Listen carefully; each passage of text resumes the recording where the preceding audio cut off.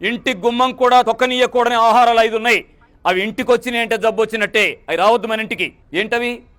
Boiler కోడిగుడ్డు, form కోడిగుడ్డు, boiler కోడి మాంసం, జీను మాడిఫైడ్ కృత్రిమమైన చేప, 4 అయోడైజ్డ్ సాల్ట్. దాన్ని ఏం చేయాలి? మెడికల్ షాప్లో పెట్టాలి. ఎవరికైతే హైపోథైరాయిడ్ ఉంటుందో వాళ్ళు వెళ్ళి కొనుక్కుంటారు మందులాగా. ఇళ్లలో పెట్టద్దు, పిల్లలకు జబ్బులు వస్తాయి. చివరిది ఏంటి?